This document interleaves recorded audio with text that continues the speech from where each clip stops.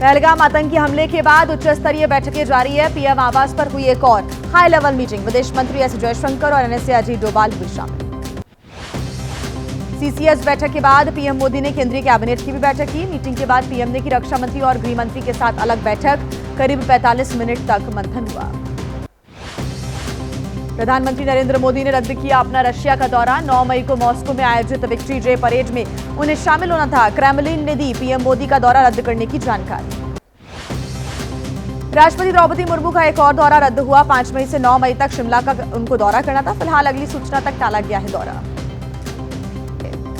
पहलगाम हमले के बाद भारत पाकिस्तान के बीच तनाव। कतर, सऊदी अरब और कुवैत ने चिंता जताई है। सिंधु जल संधि पर भारत सख्त। अमित शाह और सीआर पाटिल के बीच करीब 1 घंटे तक हुई है बैठक। पहलगाम हमले के बाद पाकिस्तान को भारत का डर। आईएसआई प्रमुख लेफ्टिनेंट जनरल मलिक को दिया अतिरिक्त प्रभार। राष्ट्रीय सुरक्षा सलाहकार बोर्ड का पुनर्गठन हुआ। रॉ के पूर्व प्रमुख आलोक जोशी बोर्ड अध्यक्ष चुने गए।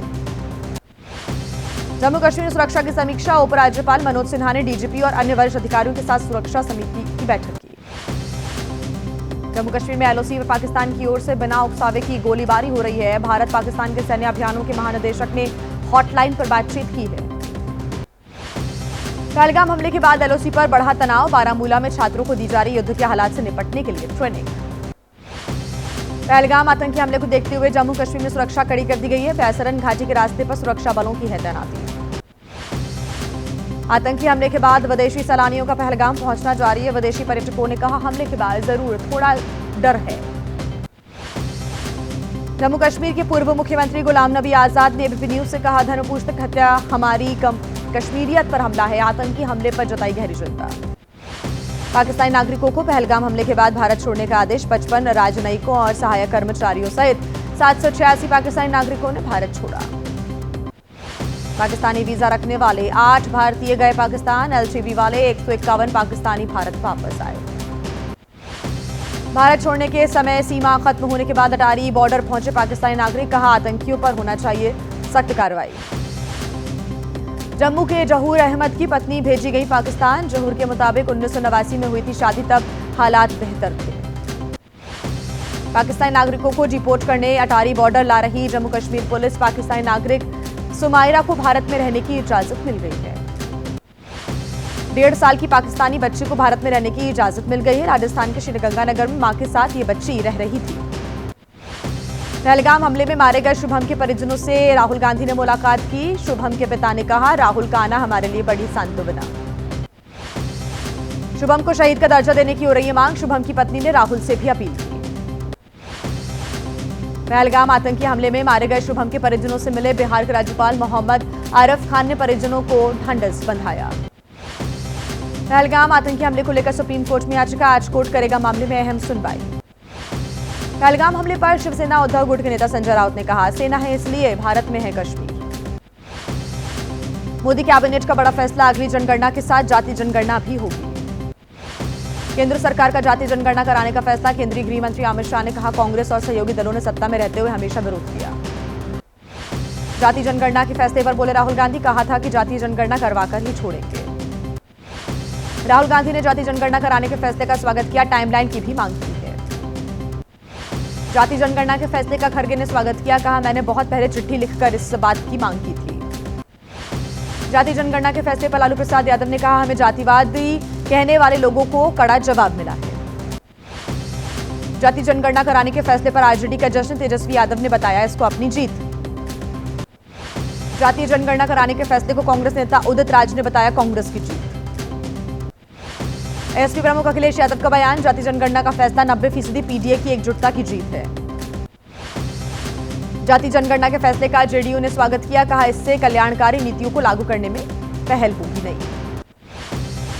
जाति जनगणना कराने के फैसले पर बोले बिहार के डेप्यूटी सीएम सम्राट चौधरी। बिहार की तरफ से पीएम मोदी का धन्यवाद। जाति जनगणना कराने के फैसले को मायावती ने सही कदम बताया। कहा बीएसपी इसकी लंबे समय से करती रही है मांग।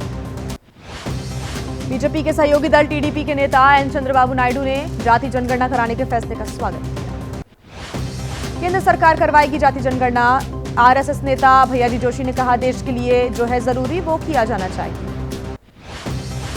प्रकाश आंबेडकर का केंद्र सरकार पर बड़ा आरोप, जाति जनगणना का फैसला आतंकी हमले के मामले पर जनता को गुमराह करने की साजिश है। आम आदमी पार्टी का भी आरोप, जाति जनगणना पहलगाम मुद्दे से भटकाने की कोशिश है। अनुराग ढांडा ने पूछा, क्या बीजेपी सवालों से भाग रही है? पीएम मोदी का महाराष्ट्र, केरला और आंध्र प्रदेश का दौरा, राष्ट्र को बंदरगाह में को समर्पित करेंगे। साथ ही अमरावती को 58,000 करोड़ की सौगात देंगे। पीएम मोदी का आज मुंबई दौरा होगा, वेव्स सम्मेलन का करेंगे उद्घाटन। भारत के पहले वैश्विक ऑडियो विजुअल और मनोरंजन शिखर सम्मेलन में 90 से अधिक देशों के प्रतिनिधि हिस्सा लेंगे। वक्फ संशोधन बिल के विरोध में 15 मिनट बुझाई गई लाइट्स, मुस्लिम पर्सनल लॉ बोर्ड की अपील का लखनऊ में असर दिखा। वक्फ संशोधन कानून के विरोध में ओवैसी के घर बंद रही लाइट्स। एआईएमआईएम प्रमुख ने कहा, विरोध के जरिए मोदी सरकार को संदेश दिया गया है। वक्फ संशोधन कानून के विरोध में ब्लैकआउट प्रोटेस्ट किया गया। मौलाना खालिद रशीद फरंगी महली ने कहा, पूरे देश में 15 मिनट किया गया मौन विरोध। वक्फ कानून के विरोध में प्रदर्शन, किशनगंज में मुस्लिम समाज के लोगों ने लाइट्स बंद रखी। वक्फ संशोधन कानून के विरोध में यूपी में भी प्रदर्शन, अमरोहा, बागपत, मुरादाबाद में लाइट बंद रख के विरोध दर्ज कराया गया। वक्फ संशोधन कानून के विरोध में ब्लैकआउट, जयपुर की मुस्लिम बस्तियों में भी इसका असर दिखा। ममता बनर्जी से मिले बीजेपी नेता और बंगाल बीजेपी के पूर्व अध्यक्ष दिलीप घोष, बोले पार्टी की इजाजत की जरूरत नहीं। बंगाल बीजेपी अध्यक्ष सुकांता मजूमदार ने कहा, पार्टी नहीं करती समर्थन, ये उनका निजी फैसला। राज ठाकरे उद्धव ठाकरे की एक साथ आने की चर्चा पर शरद पवार ने कहा, अगर वे एक साथ आ रहे हैं तो ये अच्छी बात है।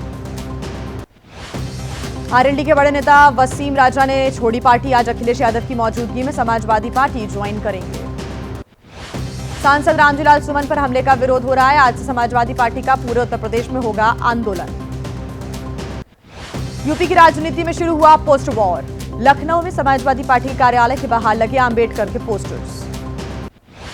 पंजाब हरियाणा के बीच जल विवाद, पंजाब के मुख्यमंत्री भगवंत मान ने कहा, हरियाणा ले चुका अपने हिस्से का पानी। एसवाईएल मामले पर बोले हरियाणा के सीएम सैनी, ये पीने के पानी का मुद्दा है, अगर हरियाणा में कम होगा पानी तो प्रभावित होगा दिल्ली की पेयजल आपूर्ति भी। राजनीतिक दलों को आरटीआई के दायरे में लाने की मांग हो रही है, मामले से जुड़ी याचिका पर आज सुप्रीम कोर्ट में अहम सुनवाई। आज केदारनाथ धाम पहुंच जाएगी केदारनाथ की पंचमुखी डोली, डोली के साथ बड़ी संख्या में चल रही तीर्थ पुरोहित और आम श्रद्धालु। केदारनाथ धाम की कपाट खोलने की तैयारियां हुई पूरी, 2 मई की सुबह 7 बजे खुलने जा रही है केदारनाथ धाम की कपाट। 6 महीने के लिए खुले गंगोत्री धाम की कपाट, कपाट खुलने के मौके पर मौजूद रहे उत्तराखंड के सीएम पुष्कर सिंह धामी। यमुनोत्री धाम के कपाट भी 6 महीने के लिए खुल गए हैं, सीएम पुष्कर सिंह धामी रहे मौजूद। कपाट खुलने के मौके पर हजारों की संख्या में तीर्थयात्री रहे मौजूद। गंगोत्री यमुनोत्री धाम के कपाट खुलने के साथ ही 4 धाम यात्रा की भी हो गई है शुरुआत। अगले 6 महीने तक धामों में आकर पूजा अर्चना कर सकेंगे तीर्थयात्री। सोनभद्र में वक्फ की संपत्ति बताकर किया गया फर्जीवाड़ा, जमीन पर कराया गया 22 दुकानों का निर्माण, पुलिस कर रही मामले की जांच। बहराइच में कब्रिस्तान की जमीन पर बना मदरसा हुआ सील, मदरसा संचालक के पास नहीं मिले कोई भी दस्तावेज। अलवर के अकबरपुर इलाके में जहरीले शराब पीने से 7 लोगों की मौत हो गई, 26 अप्रैल से शुरू हुआ था मौत का सिलसिला। पंजाब के फाजिल्का में खेत में मिला विदेशी पिस्टल, पुलिस की टीम ने गश्त के दौरान बरामद की पिस्टल। नैनीताल में नाबालिग लड़की के साथ दरिंदगी का आरोप, हिंदू संगठनों के लोगों ने किया हंगामा, आरोपी के खिलाफ सख्त कार्रवाई की मांग की। दिल्ली हाट में लगी भीषण आग, मौके पर पहुंचकर फायर ब्रिगेड की 13 गाड़ियों ने आग पर काबू पाया, लाखों के नुकसान की आशंका। आग लगने की वजह से कई दुकानें जलकर हुई खाक, 25 दुकानें जलकर हुई राख, हैंडलूम हैंडीक्राफ्ट की भी कई दुकानें जली। मेरठ में दिखा आग का तांडव, सड़क किनारे बनी दुकानों में आग लगी, शॉर्ट सर्किट की वजह से आग लगी। सीहोर में पूर्व पार्षद के मकान में आग लगी, हादसे में 2 कार 4 बाइक जलकर हुई खाक। मध्य प्रदेश के खरगोन में दूल्हा दुल्हन की कार में आग लग गई, समय रहते सभी ने बाहर निकलकर अपनी जान बचा ली।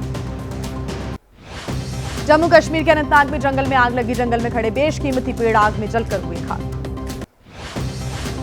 यूपी के महोबा में पानी का संकट है, शेखुनगर मोहल्ले में पिछले काफी समय से पानी का हो रहा है संकट, गर्मी के मौसम में गंभीर हुई समस्या। जमशेदपुर की शांभवी जायसवाल ने आईसीएसई बोर्ड की 10वीं की परीक्षा में हासिल किए 100% अंक। शांभवी सभी विषयों में 100% मार्क्स लाकर बनी टॉपर। झांसी में बैलगाड़ी पर हुई दुल्हन की विदाई। शादी को यादगार बनाने के लिए इंजीनियर दूल्हे ने दुल्हन को बैलगाड़ी पर लाने का फैसला किया। बिहार के हाजीपुर में 65 साल के हाथी सुंदर कली की मौत हो गई। लोगों ने सम्मान के साथ हाथी का अंतिम संस्कार किया। बिहार के बगहा में कैमरे में कैद हुई तेंदुए की चहलकदमी। सड़क से गुजर रहे राहगीरों ने कैमरे में कैद की तस्वीरें।